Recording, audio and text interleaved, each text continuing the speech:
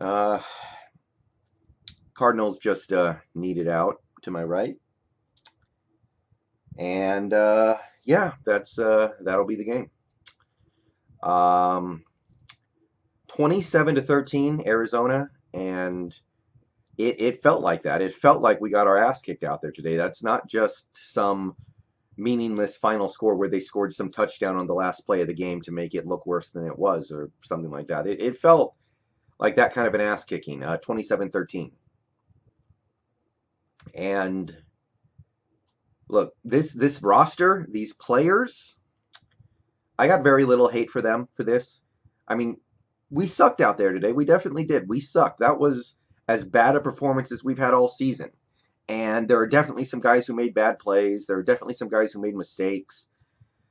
But this team is not in a position to realistically be expected to compete against most teams right now, against any team that hasn't just packing it in, you know?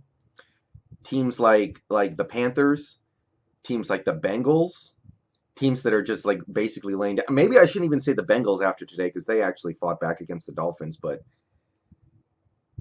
a team with a pulse, it's tough for this team to compete, and I'm not mad at the team for that.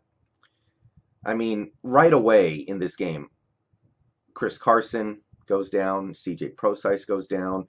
We're down to our fourth string running back. I mean, my God. I said a couple weeks ago, you guys remember, we can't withstand any more injuries, and right away we get lumped with two big ones. And yes, Procise injury becomes big because of Carson getting hurt. And then Mike Upati goes out too. So we're throwing Ethan Postic out there. He just got off IR, and he's not that great of a player to begin with. And he's a natural center. He's not very good as a guard. So there's just a whole bunch of shit working against us right there. And then, of course, defense. We're missing, 4 or 5 key guys, just absolute killers. So I'm not mad at the team for sucking today, really. The guys I'm mad at are guys like David Moore, who gets chance after chance after chance to prove that he belongs on this team. And over again, he just screws it up. Today, he makes a huge catch on a 3rd and long, converts first down. We're moving, coming out of halftime. We're down 10. We can make this a game, and he fumbles it. How many times is he going to find a way to screw up his chances to make a big impact on this team where he proves that he can be a consistent part of things going forward? I don't know. And then you have guys like Malik Turner who had a drop today, and he just stopped running on a route where he maybe could have caught a touchdown pass late in this game that could have gotten us back into it. Those guys, yeah, okay, but at the same time, those guys really shouldn't be playing that much.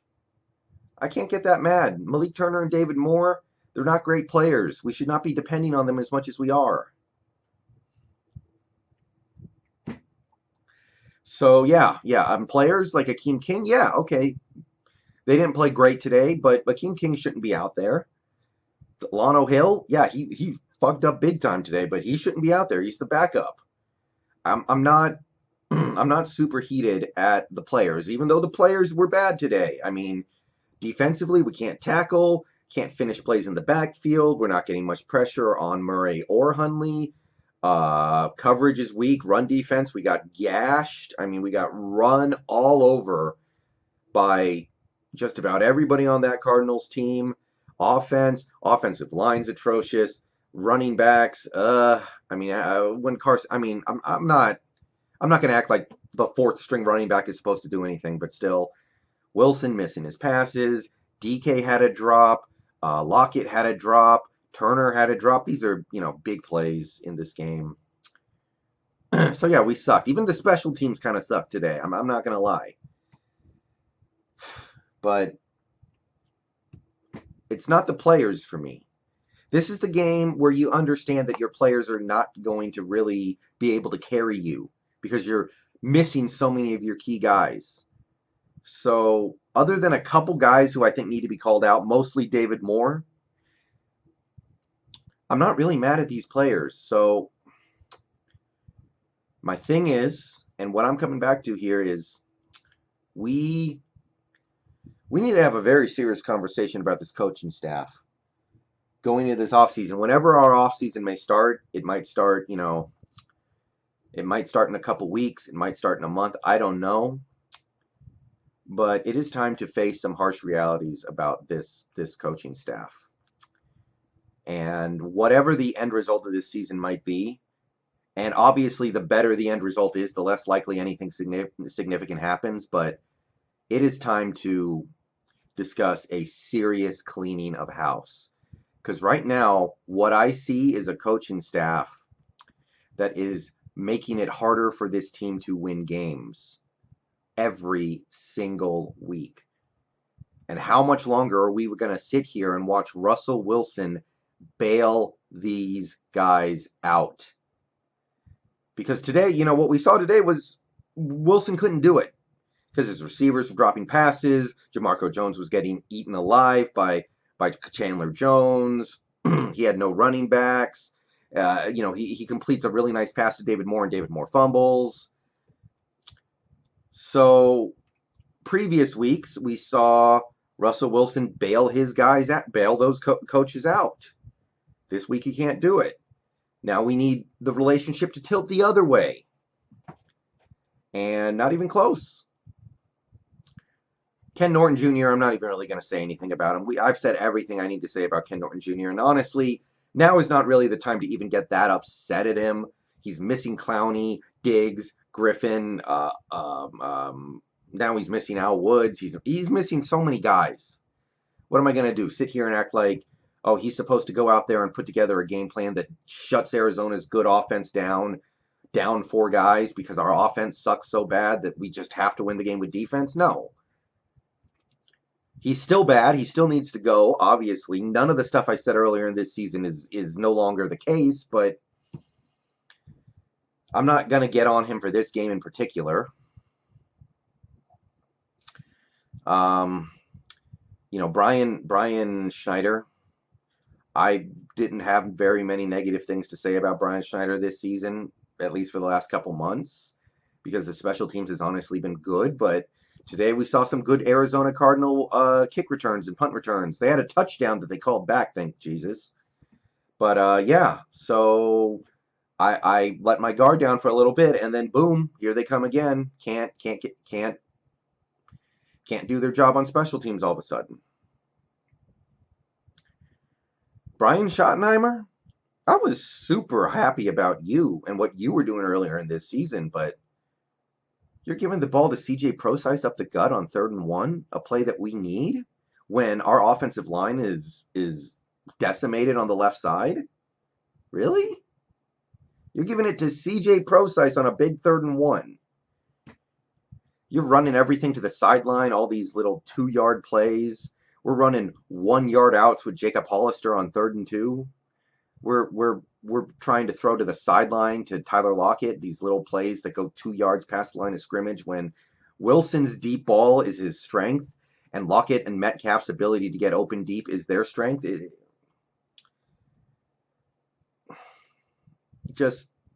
Now is not the day to defend and stand up for Brian Schottenheimer. I'll say that right now because he has not been very good lately, and today he sucked. The game plan today was atrocious. I understand you lose Carson early, you lose Prosise early, you lose Upati for part of the game, and part of your game plan kind of has to go out the window, but my God, dude, that was... And then I watch these other teams, even bigger than just this one game or a few plays in this game. I watch other teams. Receivers get schemed open. Receivers are just running with nobody within 5 yards of them in every game I watch. I feel like I don't see that very much with this team, and I'm wondering why. Do we just have the worst receivers in football? Is Lockett actually a terrible wide receiver and I just don't know it? I don't think so.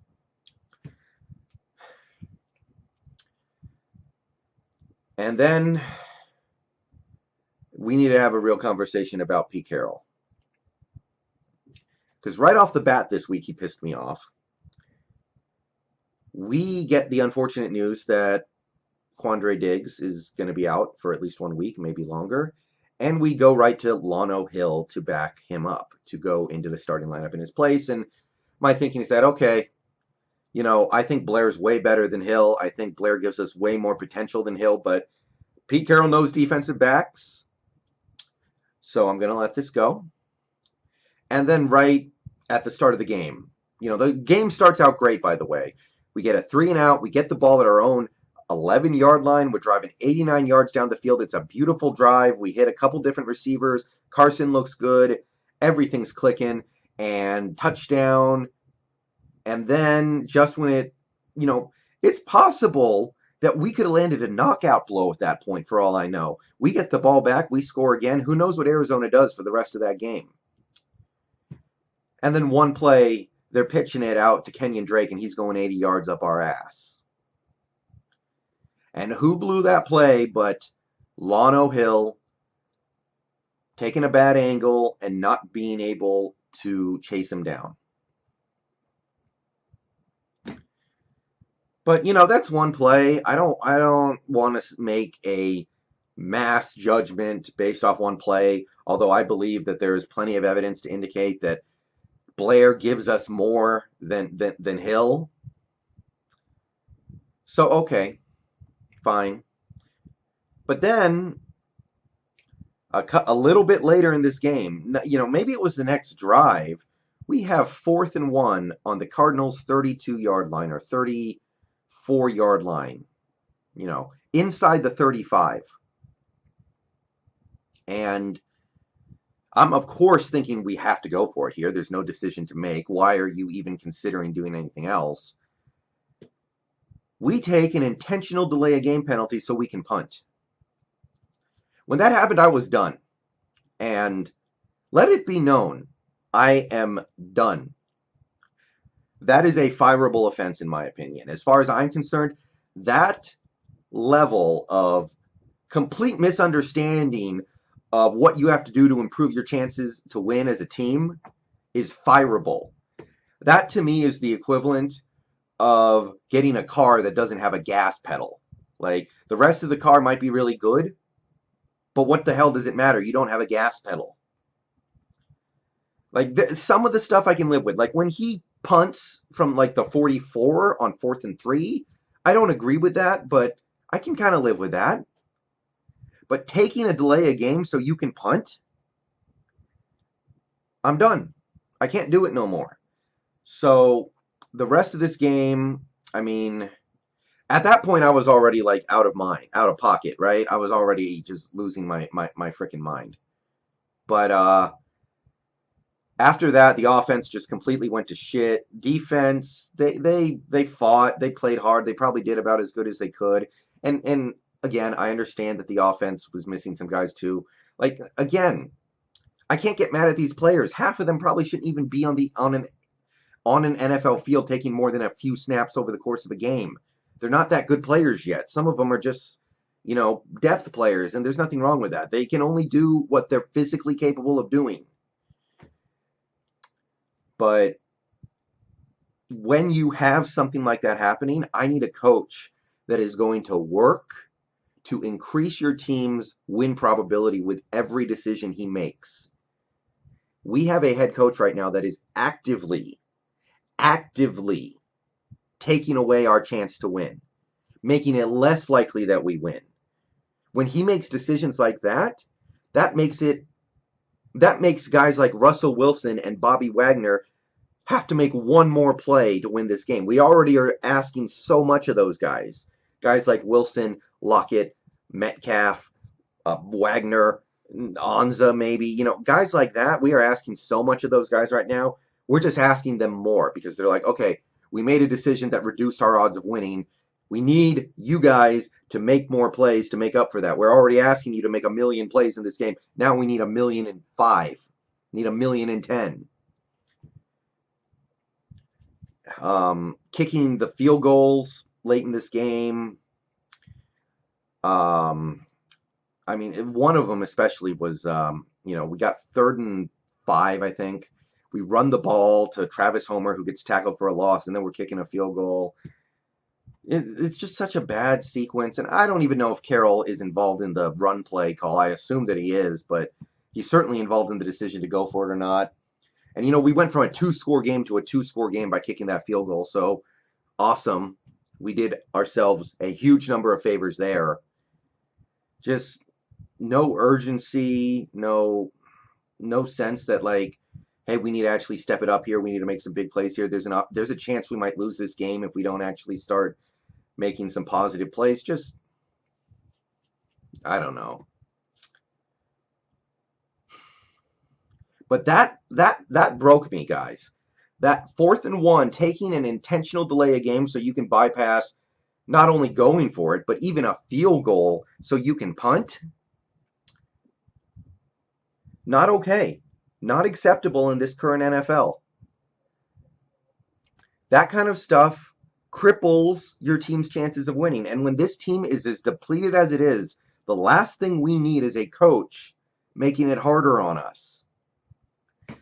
And I see no reason to believe he's ever going to get better at this. I see no reason to believe he thinks he's doing anything wrong.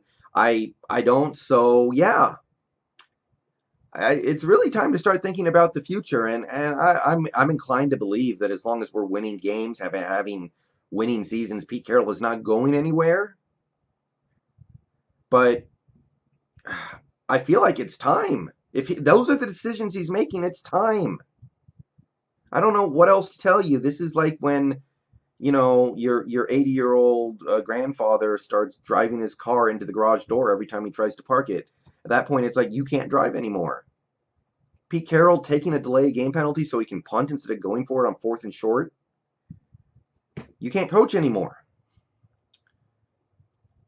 And it sucks because Carroll is good at a lot of stuff as a head coach. I know that, but this is so bad. And it's so crippling, especially with this team that needed to maximize their offensive possessions and minimize their defensive possessions. I don't think we can overcome it because, look, next week we're playing the Niners. We might get some players back. Great. We might get enough players back to compete in that game, but you can bet at some point in this game, Carroll's going to make a decision that is negative expected value. And it might be a close game at the end, and we're looking up at the scoreboard going, man, I really wish we had gone for it on 4th down instead of kicking that field goal on 4th and inches. Sure could have used those 4 points. Sure could have used those 3 points when we could have, gone for it on 4th down at the 35-yard line instead of punting. It's coming because it happens in almost every game we play. It's absolutely killing the bottom line. And the fact of the matter is, the reason why this team has gotten to 11 wins this year and might even get to 12 and win the division, I don't know, is because Russell Wilson is that freaking good. And guys like Chris Carson and Tyler Lockett are really good as well. But it seems like things are starting to run out there because even those guys, I mean, they can only do so much. And they're starting to run out of the little pieces around them that they needed in order to function properly. But yeah. So I understand losing. I really do. Most teams would lose when they're this freaking crippled. But the coaching decisions that make it harder for us to win are, in my opinion, not something that we can overcome. At some point, it will cause us to lose a game. And at this point, we're basically in, win or go home. Not totally yet, but we're about there. All right, so I might stream tonight during the Sunday night game. I don't know, but yeah, a lot to go into on this game. Hopefully we get some guys back next week and we can at least compete against the 49ers, but this team needs to be embarrassed right now, and I think they will be, but the things that need to get better, I feel like they won't.